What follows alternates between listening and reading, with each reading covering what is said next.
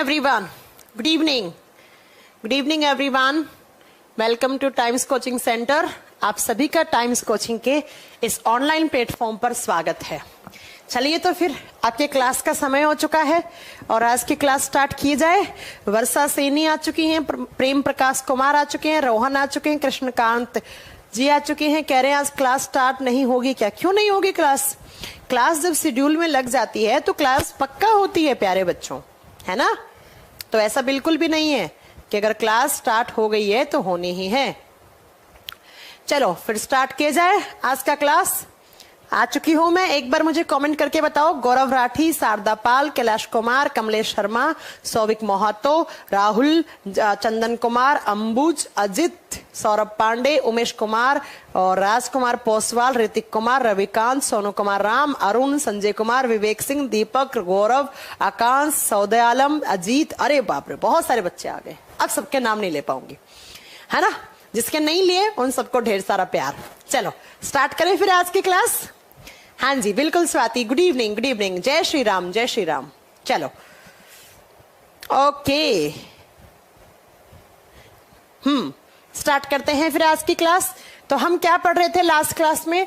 हम बायोलॉजी की क्लास पढ़ रहे थे, बायोलॉजी का इंट्रोडक्शन पढ़ रहे थे. और बायोलॉजी के इंट्रोडक्शन में हम क्या पढ़ रहे थे? लिविंग्स के कैरेक्टर पढ़ रहे थे. याद है आपको? मैंने कहा था कि आप बायोलॉजी में लिविंग्स के बारे में स्टडी करते हैं, सजीवों के बारे में अध्ययन करते हैं, लेकिन लिविंग्स क्या होता है मैं ये पढ़ा रही थी कि किसे आप लिविंग बोलोगे. तो लिविंग होने के लिए क्या क्या कैरेक्टरिस्टिक्स होने चाहिए, किसी भी लिविंग ऑर्गेनिज्म में क्या क्या कैरेक्टरिस्टिक्स होने चाहिए कि आप उसे लिविंग बोलोगे. तो मैंने आपको कल, बताओ जल्दी से कमेंट करके, हमने क्या क्या कैरेक्टरिस्टिक्स पढ़ लिए थे. सबसे पहला, मैम लिविंग वही है जिसके बॉडी में क्या हो? सेल्स का ऑर्गेनाइजेशन हो, कोशिकीय संगठन हो. लिविंग वही होता है, साइंस कहती है या सेल थ्योरी कहती है कि लिविंग वही है जिसके शरीर में सेल्स हो, जिसका बॉडी सेल से मिलकर बना हुआ हो, उसे लिविंग कहते हैं.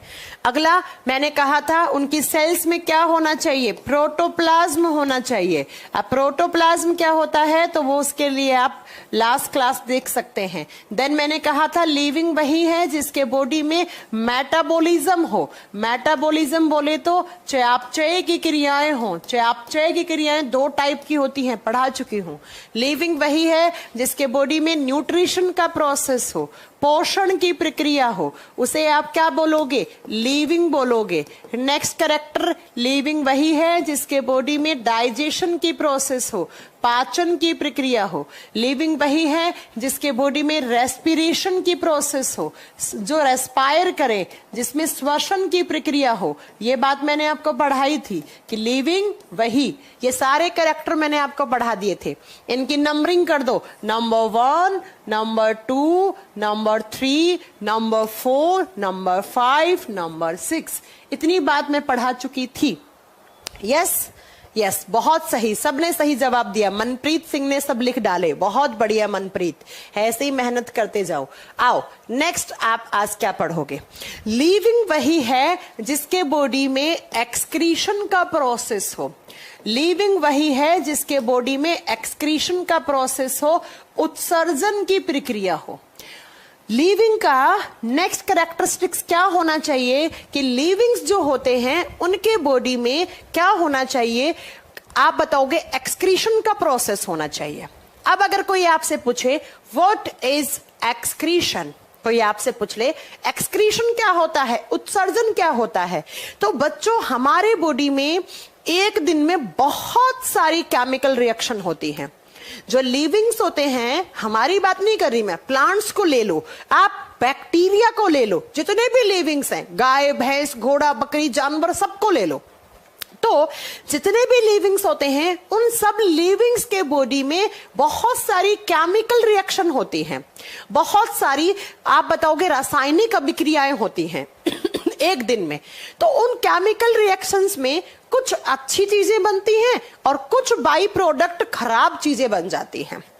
मान लो किसी लिविंग के बॉडी के अंदर एक केमिकल रिएक्शन हुई A+B, दो रिएक्टेंट जुड़े, दो अभिकारक जुड़े, तो यहां से प्रोडक्ट बने C+D। तो ये C और D जो हैं ये तो जरूरी है इस लिविंग बॉडी के लिए, लेकिन जब C और D बने तो साथ में कुछ बन गए टॉक्सिक कंपाउंड, कुछ जहरीले यौगिक बन गए। और अगर ये जहरीले यौगिक इस लिविंग बॉडी में रह जाएंगे तो ये उसको क्या पहुंचाएंगे, नुकसान पहुंचाएंगे, उसे हानि पहुंचाएंगे, उसे क्षति पहुंचाएंगे। तो भैया जब कभी किसी लिविंग बॉडी के अंदर बहुत सारी केमिकल रिएक्शन होती हैं, तो केमिकल रिएक्शन में कुछ अच्छे प्रोडक्ट बनते हैं, जैसे अच्छे C+D हो गया, इनको जरूरत है लिविंग बॉडी को। लेकिन जैसे ही C+D बने तो साथ में कुछ टॉक्सिक कंपाउंड्स भी बन गए, कुछ जहरीले यौगिक बन गए, और ये जहरीले यौगिक नुकसान पहुंचा सकते हैं। तो इन टॉक्सिक कंपाउंड्स को क्या करना, रिमूव करना। रिमूव का मतलब है इन्हें बाहर निकालना उस लिविंग बॉडी से। क्या कहलाता है, एक्सक्रीशन कहलाता है, एक्सक्रीशन कहलाता है। जैसे हमारे बॉडी में बहुत सारे नाइट्रोजीनियस बेसिस बनते हैं, बहुत सारे नाइट्रोजन युक्त बहुत सारे कंपाउंड बनते हैं, और वो कंपाउंड अगर हमारे बॉडी के अंदर रह जाते हैं तो बच्चा धीरे धीरे आपका किडनी, फेफड़े, लीवर, पैनक्रियाज सब खराब कर देते हैं, सब खराब कर देते हैं। इसलिए हमारे बॉडी से इन्हीं टॉक्सिक कंपाउंड्स को आपको रिमूव करना होता है, इन्हें रिमूव करना होता है। और जिस प्रोसेस के थ्रू ये टॉक्सिक कंपाउंड रिमूव होते हैं उसी प्रोसेस को एक्सक्रीशन, उसे उत्सर्जन कहा जाता है। तो एक्सक्रीशन क्या होता है, removal of toxic compound from any living organisms body is known as excretion.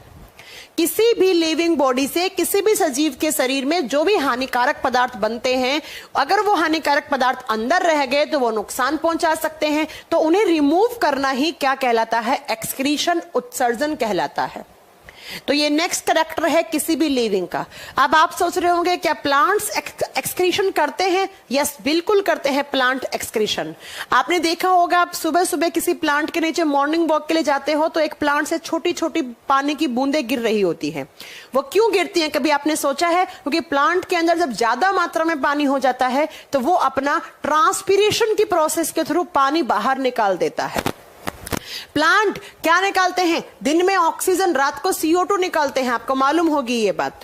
ऐसे ही कुछ प्लांट्स होते हैं जिनसे गोंद मिलता है, लैटेक्स, रबड़ मिलता है लैटेक्स के प्लांट से। कहीं भी कट लगाओगे उससे रबड़ मिलता है, जिससे आप रबड़ बनाते हो लैटेक्स मिलता है।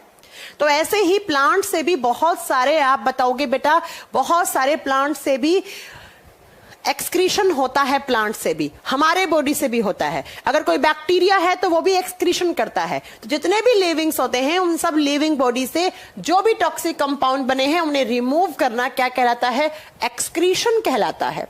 तो लिविंग का नेक्स्ट कैरेक्टर क्या होना चाहिए, दे कैन एक्सक्रीशन, उनमें एक्सक्रीशन होना चाहिए। ये मार्कर है, ये बोर्ड है, ये टीवी है, ये फ्रिज है, ये सब नॉन लिविंग थिंग्स हैं और ये एक्सक्रीशन नहीं करते हैं, जबकि हमारे बॉडी से एक्सक्रीशन होता है। हमारे बॉडी की अगर मैं स्पेशली ह्यूमन बींग्स की बात करती हूं तो हमारे बॉडी में देखना क्या क्या बनता है, हम क्या क्या एक्सक्रीट आउट करते हैं। हमारे बॉडी में बहुत सारे टॉक्सिक कंपाउंड बनते हैं, लाइक यूरिया। हम लोगों के बॉडी में यूरिया बनता है, यूरिन, मूत्र या पेशाब जिसे बोलते हो वो बनता है। हमारे बॉडी में अमोनिया बनता है, हमारे बॉडी में यूरिक एसिड बनता है, यूरिक अम्ल बनता है। एंड ये सारे के सारे टॉक्सिक हैं, ये सारे के सारे जहरीले हैं और इन सबको आपको क्या करना पड़ेगा, रिमूव करना पड़ेगा। और जिस प्रोसेस के थ्रू रिमूव करोगे उसे क्या बोलोगे आप, एक्सक्रीशन बोलोगे। अगर इन्हें रिमूव नहीं करा तो अंदर रह गए तो आपके बॉडी ऑर्गन्स को डैमेज करना स्टार्ट कर देंगे। सबसे पहले आपके गुर्दों को, आपके किडनी को फेल कर देंगे, किडनी को डैमेज कर देंगे, किडनी को नुकसान पहुंचा देंगे। समझ में आ गई मेरी बात? तो एक्सक्रीशन बहुत जरूरी है किसी भी लिविंग ऑर्गेनिज्म के लिए। इसीलिए मैंने कहा नेक्स्ट कैरेक्टरिस्टिक्स किसी भी लिविंग का क्या बनना चाहिए कि उनमें एक्सक्रीशन होना चाहिए, उनमें उत्सर्जन होना चाहिए। तो ये हो गया नेक्स्ट कैरेक्टर नंबर 7। आप चलते हैं नेक्स्ट कैरेक्टर नंबर 8। क्या आता है? 8 पर आता है रिप्रोडक्शन। रिप्रोडक्शन, अगर कोई लिविंग ऑर्गेनिज्म है तो उसका नेक्स्ट कैरेक्टरिस्टिक्स क्या बनता है, उसमें एक बायोलॉजिकल प्रोसेस होना चाहिए। और कौन सा? रिप्रोडक्शन का। प्रजनन की प्रक्रिया होनी चाहिए, रिप्रोडक्शन की प्रोसेस होना चाहिए। अब अगर आपसे कोई पूछे व्हाट इज रिप्रोडक्शन, क्या होता है प्रजनन, तो जरा ध्यान से सुनिएगा कि ऐसा कोई भी लिविंग बॉडी है, हर एक लिविंग बॉडी रिप्रोड्यूस करता है। अपने जैसी जाति का निर्माण करना प्रजनन कहलाता है। कोई भी लिविंग ऑर्गेनिज्म है वो अपने सर्वाइवल के लिए या वो क्या करता है, अपनी वंश को आगे बढ़ाने के लिए, अपने जाति को आगे बढ़ाने के लिए अपने जैसी ऑफस्प्रिंग प्रोड्यूस करता है। अपने जैसी क्या प्रोड्यूस करता है, ऑफस्प्रिंग्स। ऑफस्प्रिंग्स का मतलब होता है अपने जैसी संतान बनाता है, और संतान जिस बायोलॉजिकल प्रोसेस के थ्रू बनाता है उसी बायोलॉजिकल प्रोसेस को क्या कहा जाता है, उसी को रिप्रोडक्शन कहा जाता है। अपने जैसी जाति का निर्माण करना प्रजनन कहलाता है। अपने वंश को आगे बढ़ाने के लिए वो रिप्रोडक्शन करता है। अगर आप रिप्रोडक्शन नहीं करेंगे, हम ह्यूमन बींग्स रिप्रोडक्शन नहीं करेंगे, तो हमारा एक पर्टिकुलर लाइफ स्पैन है और हम सब ह्यूमन बींग्स मर जाएंगे, तो इस धरती से हमारा वंश खत्म हो जाएगा। अगर बंदर रिप्रोडक्शन नहीं करेगा तो सारे बंदर खत्म हो जाएंगे, और एक दिन ऐसा आएगा कि कोई बंदर को पहचानने से मना कर देगा। ठीक है, ऐसे आपने देखा होगा पहले पुराने के जमाने में जिराफ हुए करते थे, और क्या क्या ये आपका बहुत सारे ऐसे एनिमल्स होते थे जो अब सिर्फ 2, 4 या 8, 10 बचे हैं जिनको चिड़ियाघर में रखा जाता है। तो अपने जैसी जाति का निर्माण करना, अपने जैसी ऑफस्प्रिंग प्रोड्यूस करना, और जिस बायोलॉजिकल प्रोसेस के थ्रू करते हैं उसे ही रिप्रोडक्शन कहा जाता है, उसे ही प्रजनन कहा जाता है। अब आपके दिमाग में क्वेश्चन आ रहा होगा, यस मैम, गाय, भैंस, घोड़ा, बकरी, हम लोग सब रिप्रोडक्शन करते हैं, क्या प्लांट्स भी रिप्रोडक्शन करते हैं? यस, प्लांट्स भी रिप्रोडक्शन करते हैं। आपको मालूम होनी चाहिए ये बात। प्लांट का मेन रिप्रोडक्टिव पार्ट होता है, वो होता है उसका फ्लावर। अगर आपने कभी पढ़ा होगा गुड़हल का फूल दिखा के, 10वीं क्लास में आपको टीचर ने पढ़ाया होगा कि ये मेल फ्लावर है, ये फीमेल फ्लावर है, और ये मेल फ्लावर के पार्ट्स हैं, ये फीमेल फ्लावर के पार्ट्स हैं, और ये रिप्रोडक्शन का मेन पार्ट माना जाता है। क्या? एक फूल एक प्लांट का जो फ्लावर होता है, फूल होता है, पुष्प होता है, वो प्लांट का मेन रिप्रोडक्टिव ऑर्गन होता है। तो प्लांट भी रिप्रोडक्शन करते हैं, इसलिए प्लांट भी क्या है? लिविंग। लेकिन ये मार्कर, ये मेरी घड़ी, ये आपका कैमरा, ये डिजिटल बोर्ड, ये रिप्रोडक्शन नहीं करते हैं, क्योंकि ये क्या है? नॉन लिविंग्स हैं, हम लिविंग्स हैं। अब वो बात अलग है कि कुछ ऐसे लिविंग ऑर्गेनिजम्स हैं जो रिप्रोडक्शन करते हैं सेक्सुअल। रिप्रोडक्शन 2 टाइप का होता है, एक होता है सेक्सुअल रिप्रोडक्शन, हिंदी में कहा जाता है इनको लैंगिक प्रजनन, सेक्सुअल, और दूसरा होता है प्यारे बच्चों एसेक्सुअल रिप्रोडक्शन। इसे कहा जाता है हिंदी में अलैंगिक, और इसे कहा जाता है लैंगिक, इसे कहा जाता है लैंगिक प्रजनन। जब सेक्सुअल रिप्रोडक्शन की बात करते हैं तो सेक्सुअल रिप्रोडक्शन में क्या होता है, तो ध्यान से सुनिएगा।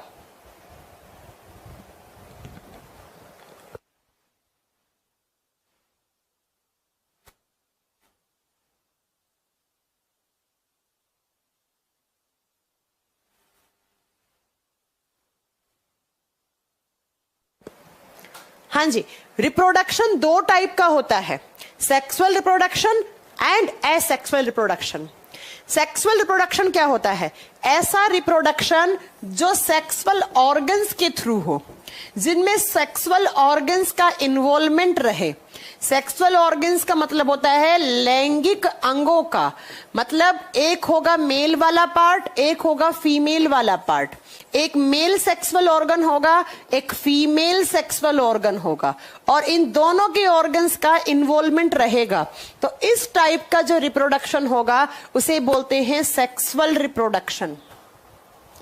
ऐसा रिप्रोडक्शन जो सेक्सुअल ऑर्गन्स के थ्रू हो, जिनमें लैंगिक जनन अंग हो, एक मेल वाला हो, एक फीमेल वाला हो। जैसे हम हमारी बात करते हैं तो हम पढ़ते हैं male reproductive system and female reproductive system, नर जनन तंत्र, मादा जनन तंत्र। तो याद रखिएगा कि सेक्सुअल रिप्रोडक्शन ऐसा रिप्रोडक्शन है जो कि सेक्सुअल ऑर्गन्स के थ्रू हो, जिसमें एक मेल वाला ऑर्गन होगा, एक फीमेल वाला ऑर्गन होगा, और मेल से बन रही होंगी मेल गैमेट, फीमेल से बन रही होंगी फीमेल गैमेट, और इनके फ्यूजन से, इनके आपस में जुड़ने से एक नया बेबी, एक नया लिविंग ऑर्गेनिज्म बन रहा होगा। तो इस टाइप के रिप्रोडक्शन को सेक्सुअल रिप्रोडक्शन या इसको हम सेक्सुअल ऑर्गन्स के थ्रू होने वाला रिप्रोडक्शन मानते हैं। ये किस में होता है? ये हम लोगों में होता है, ये हम लोगों में। इसके एग्जाम्पल होते हैं ह्यूमन बींग्स, मनुष्य जाति, गाय, भैंस, घोड़ा, बकरी, ये सब इसके एग्जाम्पल होते हैं बच्चा। एनिमल्स, जानवरों में यही होता है, ठीक है। जितने भी जानवर हैं, ह्यूमन बींग्स हैं, उन सब में सेक्सुअल रिप्रोडक्शन होता है। जब आप बात करते हो एसेक्सुअल रिप्रोडक्शन, ऐसा रिप्रोडक्शन जिसमें सेक्सुअल ऑर्गन्स काम में ना आए, जिसमें सेक्सुअल ऑर्गन्स की आपको जरूरत ना हो, जिसमें सेक्सुअल ऑर्गन्स का इन्वॉल्वमेंट ना हो, इसमें मेल या फीमेल सेक्सुअल ऑर्गन्स की जरूरत नहीं होती, इसे बोलते हैं एसेक्सुअल रिप्रोडक्शन। तो फिर मैम कैसे होता है? मान लो ये कोई प्लांट है, इस प्लांट के इस हिस्से से एक छोटी सी बाहर की तरफ ऐसी बड बन गई, बाद में ये बड क्या होगी, टूट के नीचे गिर गई, और इसी नीचे गिरने से एक पूरा नया प्लांट बन गया इसके जैसा का जैसा। तो यहां पर कहां पर ऑर्गन्स काम में आ रहे हैं? ठीक है। तो ऐसा रिप्रोडक्शन, आप बताओगे बेटा ऐसा रिप्रोडक्शन क्या कहलाता है? Asexual reproduction. कोई प्लांट का हिस्सा है, वो टूट के नीचे गिर गया, उससे एक नया पौधा बन गया, तो उसे क्या बोलेंगे हम? Asexual reproduction. कोई एक प्लांट है, उस प्लांट के आपने कोई हिस्सा तोड़ लिया, जैसे गुलाब के पौधे की आप क्या करते हो, गुलाब के पौधे की आप एक डाली तोड़ते हो, तोड़ के आप नए गमले में लगाते हो, कुछ दिन के बाद देखते हो उससे एक नया गुलाब का पौधा बन गया। तो कैसे बन जाता है? तो आप क्या बताओगे? क्योंकि उसमें एसेक्सुअल रिप्रोडक्शन होता है, अलैंगिक जनन होता है, जिसमें सेक्सुअल ऑर्गन्स के बिना कोई भी एक नया ऑफस्प्रिंग प्रोड्यूस हो जाए, कोई नया एक सजीव बन जाए, उसे बोलते हैं अलैंगिक या एसेक्सुअल रिप्रोडक्शन। और जब आप प्लांट्स की बात करते हो ना, किसकी? प्लांट्स की, पेड़ पौधों की, तो बच्चों पेड़ पौधों में दोनों होता है, दोनों होता है, सेक्सुअल एंड एसेक्सुअल दोनों होता है प्लांट्स में। जबकि एनिमल्स और ह्यूमन बींग्स में कौन सा होता है? सेक्सुअल होता है ओनली। यस, बिल्कुल आता है किशन कुमार विश्वकर्मा छुई मुई का पौधा। प्लांट्स लिविंग्स होते हैं किशन, चाहे वो प्लांट छुई मुई का हो, चाहे वो सूरजमुखी का हो। ओके, समझ गए मेरी बात? तो ये सेक्सुअल और एसेक्सुअल रिप्रोडक्शन, मतलब कोई भी प्रोसेस के थ्रू रिप्रोडक्शन हो रहा है, और रिप्रोडक्शन एक बहुत जरूरी कैरेक्टर होता है, किसका? लिविंग्स का होता है, लिविंग्स का होता है। तो नेक्स्ट कैरेक्टर आप बताओगे, कोई भी लिविंग है तो उस लिविंग के अंदर क्या होना चाहिए? रिप्रोडक्शन की प्रोसेस होना चाहिए। इसके बाद अगला कैरेक्टर 9 नंबर पर क्या होता है? 9 नंबर पर आता है सेंसिटिविटी। सेंसिटिविटी, या यहीं पर लिख लो साथ में अडेप्टेशन, अलग से लिखना है तो अलग से लिख लेना, अडेप्टेशन।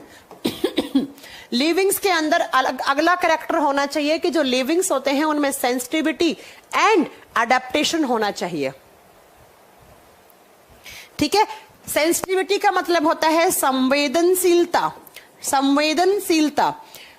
लिविंग्स का एक कैरेक्टर बनता है कि जो लिविंग्स होते हैं वो सेंसिटिव होते हैं, संवेदनशीलता। और अडेप्टेशन का मतलब होता है अनुकूलन, उनमें अनुकूलन की प्रकृति होनी चाहिए। यह हालांकि आपको ईवीएस में, एनवायरमेंटल साइंस में आपको पढ़ाया जाता है।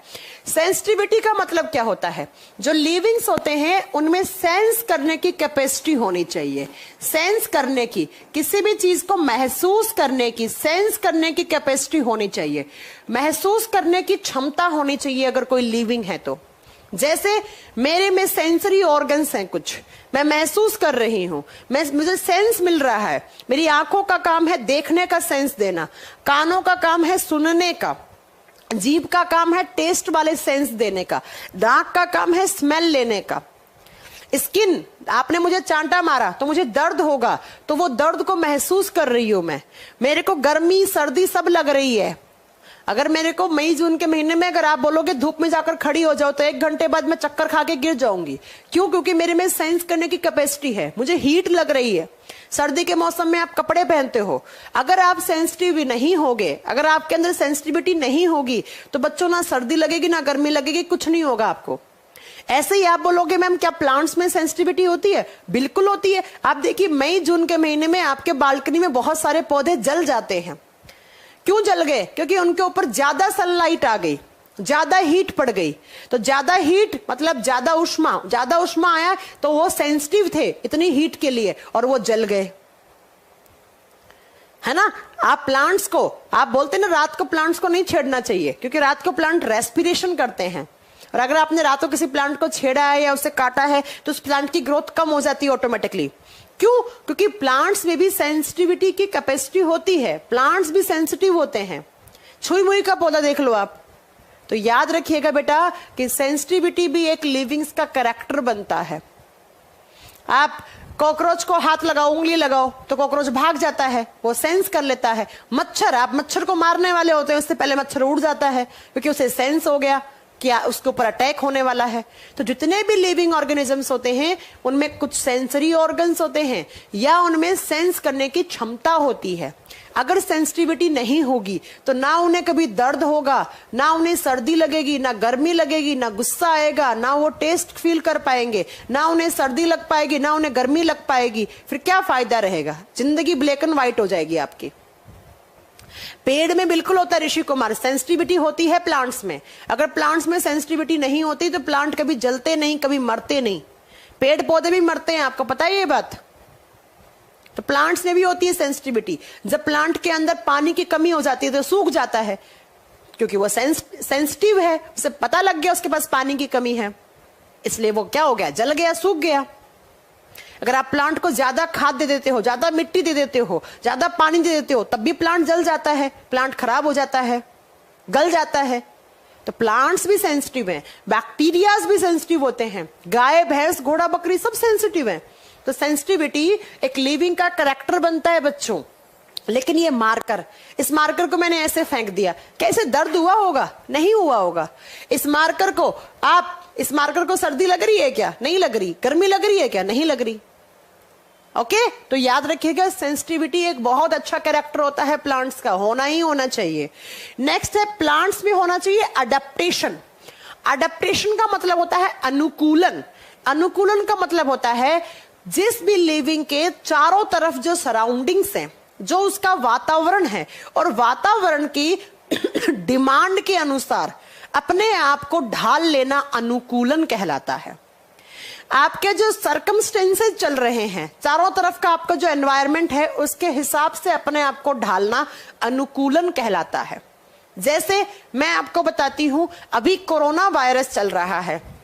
अगर आपको कोरोना वायरस से बचाव करना है तो आपको हाथ बार बार धोने होंगे, हैंड को सैनिटाइज करना होगा, मास्क लगा के रखना पड़ेगा। तो आपने कोरोना वायरस, आपका चारों तरफ का एनवायरनमेंट क्या कह रहा है कि भैया आपको कोरोना से बचना है, और बचने के लिए आप क्या करोगे? आप ये सारे प्रिकॉशंस लोगे, और अगर आप नहीं लोगे तो आपके अंदर कोरोना वायरस का इन्फेक्शन हो जाएगा, और ज्यादा इन्फेक्शन हो गया तो आपकी मृत्यु हो सकती है, आप मर सकते हो। तो कहने का मतलब कि आपके चारों तरफ के वातावरण में जो भी अभी फिलहाल की डिमांड है, आपको सरवाइव करना है तो आपको वातावरण के अनुसार ढलना पड़ेगा। आपके हिसाब से वातावरण काम नहीं करेगा, आप वातावरण के अनुसार अपने आप को ढालोगे। अगर ज्यादा सर्दी है तो कपड़े पहनो ना, सर्दी से बचना है तो। ज्यादा गर्मी है तो पंखा चलाओ, ठीक है। तो याद रखिएगा बेटा कि अडेप्टेशन का मतलब होता है अपने आप को वातावरण की जो गिवन कंडीशंस हैं उनके हिसाब से ढाल लेना। अडेप्टेशन अनुकूलन कहलाता है। तो जितने भी लिविंग ऑर्गेनिजम्स हैं उनमें अडेप्टेशन की क्वालिटी होनी चाहिए। अगर नहीं होगी तो बच्चों वो मर जाएंगे। अगर आप अपने आप को एनवायरनमेंट के अनुसार नहीं ढालोगे, एनवायरनमेंट की जो कंडीशन है उसके हिसाब से आप नहीं ढालोगे तो आपको नुकसान पहुंचेगा, ठीक है। तो याद रखिएगा अगर कोई लिविंग ऑर्गेनिज्म है तो उसमें सेंसिटिविटी भी होनी चाहिए, उसमें अडेप्टेशन की भी क्वालिटी होनी चाहिए। अनुकूलन और संवेदनशीलता दोनों गुण होने चाहिए किसी भी लिविंग ऑर्गेनिज्म में, तभी वो लिविंग बनेगा। लेकिन इस मार्कर को ना ही तो कोई सेंस हो रहा है, ना ही इसे अडेप्टेशन की जरूरत है, क्योंकि marker is a non living thing. लेकिन हम लिविंग हैं तो हम में ये दोनों कैरेक्टरिस्टिक्स होने चाहिए। तो 9 नंबर पे ये आ गया। 10th नंबर पे लास्ट कैरेक्टर बनता है कि लिविंग ऑर्गेनिजम्स होते हैं, उनका पर्टिकुलर लाइफ स्पैन होता है। और लाइफ स्पैन का मतलब होता है उनका जीवन काल होता है। लाइफ स्पैन या लाइफ साइकिल लिख लो कि जितने भी लिविंग ऑर्गेनिजम्स होते हैं उनका पर्टिकुलर एक लाइफ साइकिल होता है, एक जीवन चक्र होता है उनका। और उस जीवन चक्र के खत्म होते ही उनकी मृत्यु हो जाती है, उनकी डेथ हो जाती है। कोई भी लिविंग ऑर्गेनिज्म है, आप बोलते हो कि नीम का बरगद का पौधा 400 साल तक जिंदा रहता है, कछुआ 300 साल तक जिंदा रहता है। हम लोग, साइंस कहती है कि जो ह्यूमन बींग्स होते हैं अगर उनको कोई बीमारी नहीं हुई है, अगर वो सही हैं, तो ऑन एन एवरेज 70 से 75 साल तक वो जिंदा रहेगा ही रहेगा। हर एक लिविंग ऑर्गेनिज्म का एक पर्टिकुलर लाइफ साइकिल होता है, एक पर्टिकुलर लाइफ स्पैन होता है, एक जीवन काल होता है, एक जीवन चक्र होता है। कोई भी लिविंग ऑर्गेनिज्म है वो सबसे पहले कैसे बना, तो मैंने बताया था कि 2 गैमेट्स बनेंगे। अगर सेक्सुअल रिप्रोडक्शन है तो गैमेट्स बनेंगे, एसेक्सुअल है तो भैया कहीं से कोई पार्ट टूट के गिर गया, उससे नया प्लांट बन गया। अगर मैं हम लोगों की बात करूं तो हम लोगों में स्पर्म्स और ओवा बनते हैं, लड़कों में स्पर्म्स, लड़कियों में ओवा बनते हैं, और उनके जुड़ने से एक जाइगोट बनता है। जाइगोट हमारे बॉडी की पहली कोशिका कहलाती है, युग्मनक बनता है। फिर इस जाइगोट से धीरे धीरे धीरे बहुत सारे सेल्स, टिश्यू बनते हैं, और फिर उसे क्या कहा जाता है, इम्ब्रियो कहा जाता है। इम्ब्रियो का मतलब होता है भ्रूण, वो बच्चा जो माँ के पेट में है, माँ के गर्भाशय में है, माँ के वोम्ब में है। उसके बाद धीरे धीरे उस एम्ब्रियो से क्या बनता है, एक पूरा फीटस बनता है। क्या बनता है, एक पूरा फीटस बनता है, एक पूरा शिशु बनता है। उसके बाद इस शिशु का हो जाता है जन्म, और जन्म के समय आप उसे चाइल्ड बोलते हो, आप उसे बच्चा बोलते हो। तो उसकी कौन सी अवस्था शुरू होती है, उसकी चाइल्डहुड स्टार्ट हो जाता है, उसका बाल्य अवस्था शुरू हो जाती है। और फिर धीरे धीरे चाइल्डहुड से उसके बाद उसके बॉडी में अडल्ट एज आती है, कुछ प्यूबिक चेंजेस आते हैं, प्यूबिक चेंज, किशोरा अवस्था आती है। लड़कों में अलग प्यूबिक चेंजेस आएंगे, लड़कियों में अलग आएंगे, सब पढ़ाऊंगी मैं। और अडल्ट एज को बोला जाता है किशोरा अवस्था, किशोरा अवस्था। और फिर अडल्ट एज के बाद धीरे धीरे धीरे वो क्या हो जाता है, उसकी ओल्ड एज स्टार्ट हो जाती है, उसका बुढ़ापा शुरू हो जाता है। और ओल्ड एज के बाद एक दिन ऐसा आएगा कि उसकी क्या हो जाती है, डेथ, उसकी मृत्यु हो जाती है। मेरी बात समझ गए आप कि ये उसका जीवन चक्र है, यहां से उसका जन्म हुआ, जाइगोट बना जाइगोट से इम्ब्रियो बना, ग्रोथ हो रही है। ग्रोथ तो मैं पहले ही बता चुकी हूं कि ग्रोथ लिविंग्स का एक बहुत इंपॉर्टेंट कैरेक्टर है। लिविंग वह है जिसकी ग्रोथ हो रही है, जिसकी वृद्धि हो रही है। अगर ग्रोथ नहीं होएगी तो फिर वो कैसे काम करेगा, काम ही नहीं चलेगा उसका। आप छोटे बच्चे थे, आप इतने से थे, धीरे धीरे आपका साइज बढ़ता गया, आपके हाथ इतने इतने थे, छोटे थे तब, आज देखो आपके हाथ कितने बड़े बड़े हैं। तो आपके बॉडी की ग्रोथ हुई। आप एक छोटा सा प्लांट लाते हैं घर में, इतना छोटा सा लाते हैं, आज देखो इतना बड़ा हो गया, उसकी ग्रोथ हुई है। तो ये तो मैंने पहले ही कहा था, धीरज सोनी बेटा, इसका मतलब अडल्ट होता है, ठीक है। तो ग्रोथ तो बहुत जरूरी है। ग्रोथ, वृद्धि और विकास तो लिविंग का बहुत अच्छा कैरेक्टर और बहुत जरूरी कैरेक्टर है। तो मैं पहले ही पढ़ा चुकी हूं आपको कि लिविंग्स की ग्रोथ होनी चाहिए। अगर ग्रोथ नहीं होगी तो आप इतने थे तो इतने ही बचोगे आप। और ग्रोथ की क्यों होती है, क्योंकि मैंने पढ़ाया था हमारे बॉडी में कौन सा प्रोसेस होता है, सेल डिवीजन होता है, कोशिका विभाजन। इसी के थ्रू आपके बॉडी की ग्रोथ होती है, कोशिका विभाजन। इसमें हमारी सेल्स डिवाइड होती हैं और एक सेल से अनेकों सेल बनती जाती हैं। सेल से फिर टिश्यू, टिश्यू से ऑर्गन्स आपके बनते जाते हैं और ऑर्गन्स की ग्रोथ होती जाती है। अल्टीमेटली आपके बॉडी की ग्रोथ होती जाती है इस तरीके से। तो कोई भी अगर लिविंग ऑर्गेनिज्म है तो उसकी ग्रोथ भी होनी चाहिए। ये ग्रोथ ही तो है, पहले जाइगोट बना, जाइगोट से वो एम्ब्रियो बना, एम्ब्रियो से वो फीटस कहलाया, फिर चाइल्ड कहलाया, फिर अडल्ट कहलाया, फिर ओल्ड एज, फिर डेथ हो गई उसकी। छोटा बच्चा था तो इतना सा था, उसके बाद मरा तो इतना बड़ा मर गया वो, तो उसकी ग्रोथ हुई ना। तो growth and development, Vikas and वृद्धि, दोनों बहुत अच्छे कैरेक्टर है लिविंग ऑर्गेनिजम्स के, होने चाहिए। तो ये सारे के सारे कैरेक्टर जिस भी लिविंग ऑर्गेनिज्म में हैं वही क्या है, लिविंग है, और जिसमें नहीं है वो क्या है, नॉन लिविंग है। तो मैंने आपको सारे कैरेक्टर बता दिए बच्चा, लिविंग और नॉन लिविंग के, ये आप याद रख लीजिएगा। ये देखो इतने कैरेक्टर कल तक की क्लास में बताए थे, अब इसके आगे और कैरेक्टर जोड़ दो। ये सारे तो मैंने कल ही पढ़ा दिए थे कि भैया ये सारे कैरेक्टर लिविंग के हैं। अब इसके बाद बताओ नेक्स्ट कैरेक्टर क्या पढ़ा हमने आज? नेक्स्ट पढ़ा कि लिविंग वही है जिसके बॉडी में क्या होना चाहिए, रिप्रोडक्शन का प्रोसेस होना चाहिए। रिप्रोडक्शन का मतलब होता है प्रजनन की प्रक्रिया होनी चाहिए।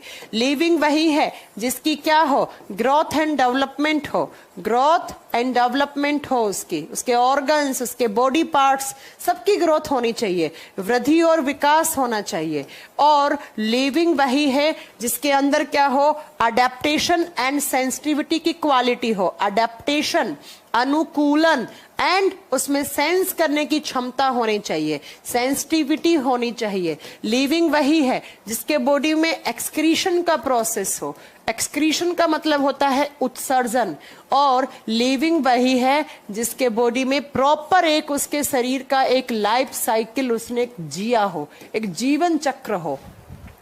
ये सारे कैरेक्टर जिसके अंदर हैं उसे बोलते हैं हम लिविंग। और लिविंग्स के बारे में स्टडी हम साइंस की जिस ब्रांच में करते हैं उसे हम क्या बनाते हैं, बायोलॉजी, उसे हम जीव विज्ञान बोलते हैं, उसे हम जीव विज्ञान बोलते हैं।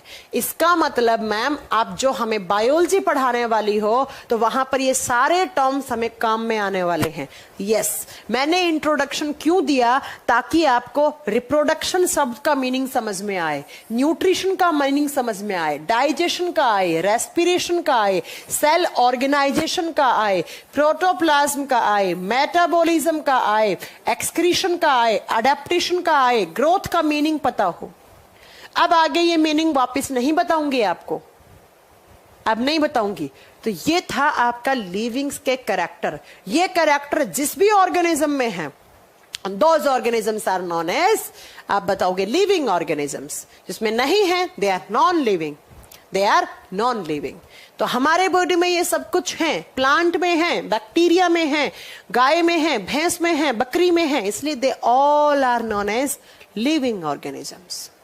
वो सब क्या है, सजीव हैं। और सजीवों के बारे में अध्ययन करना जीव विज्ञान कहलाता है।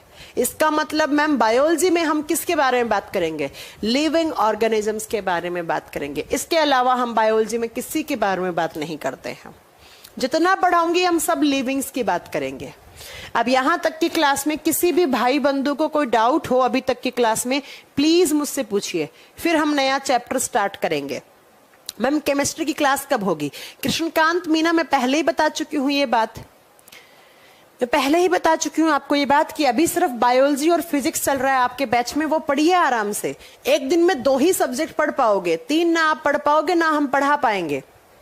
2 दे रहे हैं बहुत है, थोड़ा बायोलॉजी हो जाएगा 40-50%, तो केमिस्ट्री स्टार्ट कर दिया जाएगा। आप लोग टेंशन मत लो, सिलेबस हमें करवाना है। हमने आपसे 3 महीने मांगे हैं, 3 महीने में हम आपको सिलेबस कंप्लीट करके देंगे। तो यहां तक की क्लास में किसी को भी कोई प्रॉब्लम हो, प्लीज आस्क एनी डाउट, कोई भी डाउट, कोई भी चीज आपको पूछनी हो कहीं से भी, कभी पढ़ा हो बायोलॉजी, कुछ मीनिंग समझ में नहीं आया हो, सब पूछिए, नहीं तो फिर मैं पूछूंगी आपसे। कोई डाउट नहीं है? चलो अब ये बताओ, सिलेबस नोट करवाऊं या सिलेबस की एक पीडीएफ डलवा दूं? सिलेबस नोट करना है तो सिलेबस आप नोट कर लो, वरना सिलेबस का एक पीडीएफ अपलोड करवा दूंगी कि ये सिलेबस मैं करवाने वाली हूं। वैसे मोटा मोटा तो मैंने बता ही दिया था सिलेबस, कि हम जूलॉजी पढ़ेंगे, हम बॉटनी पढ़ेंगे, हम जेनेटिक्स पढ़ेंगे और हम माइक्रोबायोलॉजी पढ़ेंगे, है ना। 2 क्लास सही है, फिलहाल 2 ही क्लास देंगे हम आपको। सब समझ में आया है? कोई प्रॉब्लम नहीं है? बायोलॉजी टर्म कब दिया गया, ललिता पूछ रही है। 1801 से लेकर 1802 का समय था इस समय में बायोलॉजी शब्द दिया गया। फिजिक्स की क्लास कितने बजे होती है आपको मालूम नहीं है? 1 से 2:30 होती है फिजिक्स की क्लास। आप कहाँ रहते हैं? 1 से 2:30 में डेली आप फिजिक्स की क्लासेस आपकी हो रही हैं। हाँ जी, पीडीएफ अपलोड कर दूं सिलेबस का? चलो बहुत बढ़िया, हाँ ओके चलो।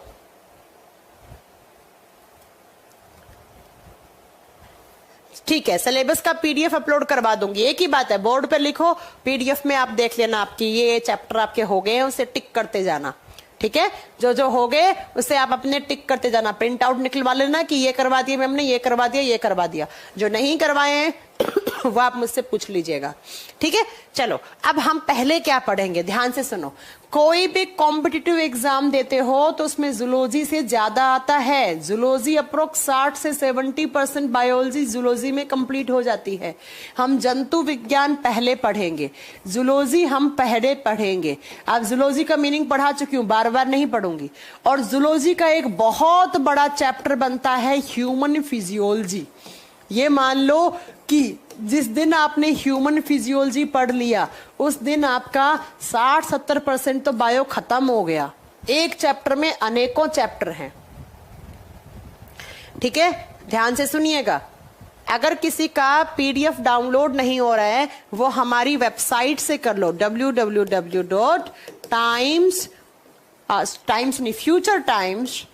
futuretimes.in। इस वेबसाइट से डाउनलोड कर लो पीडीएफ।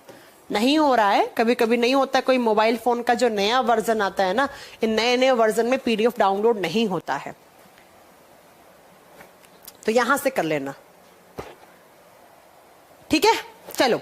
तो जूलॉजी, जब आप बात करते हो जूलॉजी में, तो हमारा एक बहुत बड़ा चैप्टर बनता है जिसे कहा जाता है बच्चों ह्यूमन फिजियोलॉजी, और हिंदी में कहा जाता है मानव शारीरिकी। ह्यूमन बॉडी का जो शरीर है वो कैसे बना है, हमारे बॉडी का फिजियोलॉजी का मतलब क्या है, हमारे ऑर्गन्स कैसे बने हैं, वो ऑर्गन क्या काम करते हैं, कैसे आपके ऑर्गन्स काम कर रहे हैं, उनके बारे में पढ़ना। जैसे मैंने कहा what is the function of kidney, आप क्या बताओगे?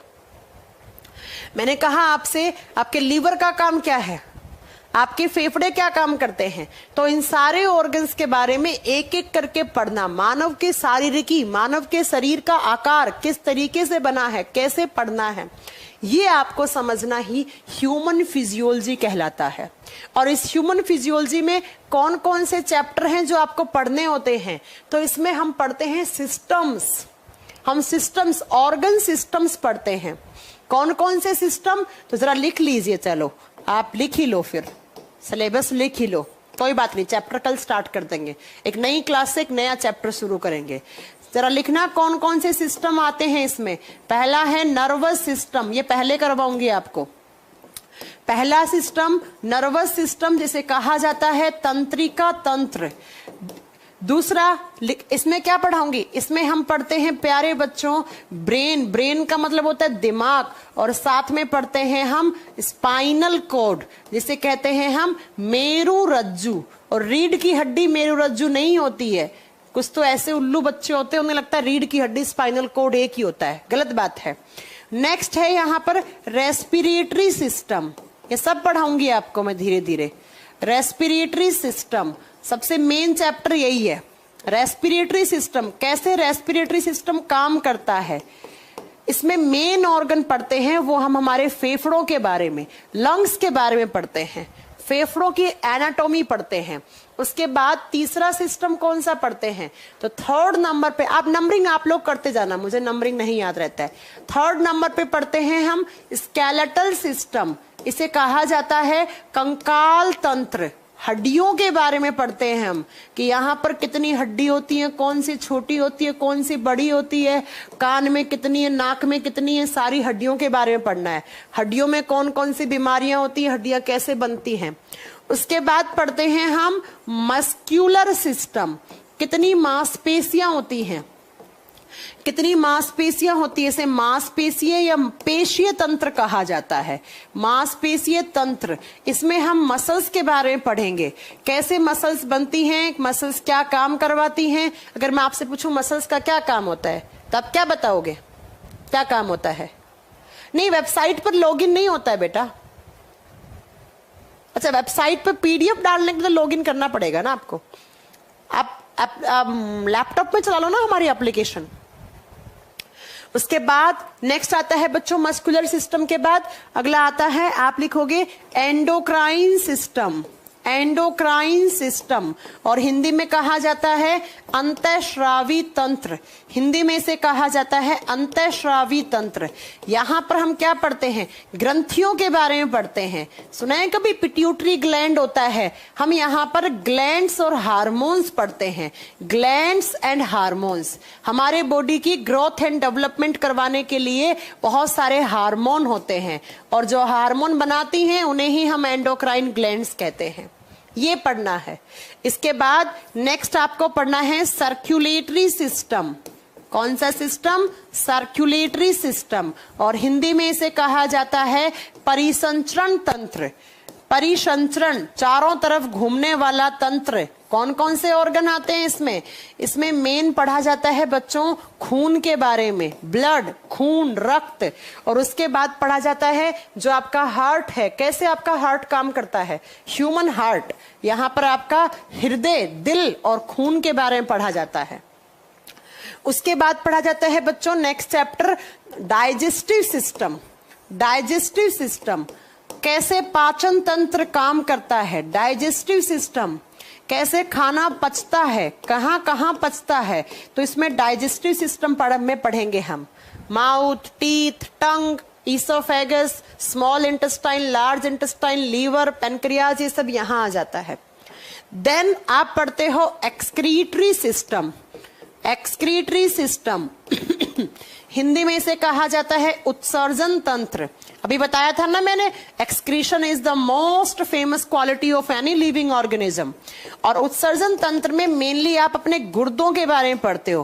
किडनी कैसे ब्लड को फिल्टर करता है, कैसे आपके गुर्दे काम करते हैं। उसके बाद next one is reproductive system, प्रजनन तंत्र। रिप्रोडक्टिव सिस्टम हिंदी में लिखोगे प्रजनन तंत्र, रिप्रोडक्टिव सिस्टम हिंदी में लिखोगे इससे प्यारे बच्चों प्रजनन तंत्र। और इसमें दोनों के रिप्रोडक्टिव सिस्टम पढ़ने पड़ेंगे, मेल का एंड फीमेल का, नर प्रजनन तंत्र एंड मादा प्रजनन तंत्र, दोनों आपको पढ़ने हैं। उसके बाद आपको पढ़ना है थोड़े से ह्यूमन फिजियोलॉजी में सेंसरी ऑर्गन। सेंसरी ऑर्गन का मतलब होता है संवेदी अंग। संवेदी अंग जो किसी भी चीज का सेंस देते हैं। जैसे आप यहाँ पर क्या क्या पढ़ोगे, आए पढ़ोगे, आंख के बारे में, और हल्का फुल्का आपको कान के बारे में पढ़ना है। आंख और कान के बारे में यहाँ पढ़ना है। तो ये सारे ह्यूमन बॉडी के देखो सारे ऑर्गन से तो है, ये देखो ये सारे ऑर्गन तो पढ़ रहे हो आप, और क्या पढ़ रहे हो, ये सारे सिस्टम जिस दिन आप पढ़ लोगे उस दिन आपका एक चैप्टर फिनिश हो जाएगा जूलॉजी का। कौन सा चैप्टर?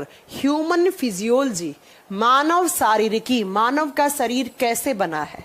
फिर आगे क्या पढ़ोगे, कैसे इन ऑर्गन्स में आप इन ऑर्गन्स की ग्रोथ करवाने के लिए क्या क्या न्यूट्रिएंट्स लेते हो, तो ह्यूमन न्यूट्रिशन हो गया। इन ऑर्गन में कौन कौन सी बीमारियां होती हैं, तो ह्यूमन डिजीज हो गया। ये सब चैप्टर पढ़ लोगे, है ना। यस पायल, बिल्कुल पढ़ाऊंगी। नर्वस सिस्टम बिल्कुल डीप में पढ़ाऊंगी। डीप का मतलब क्या है, जो आपके एग्जाम में क्वेश्चन आते हैं वो कवर होने चाहिए आपके, वो ना हो तो अब मैं बैठी हूं। हाँ, एक बच्चा कह रहा है मैम इम्यून सिस्टम नहीं पढ़ाओगे क्या? देखो बेटा, इम्यून सिस्टम अलग से नहीं पढ़ाया जाता है, लेकिन जब मैं आपको ब्लड करवाऊंगी तो वहां बता दूंगी कि इम्यून सिस्टम का हिस्सा होती है WBC।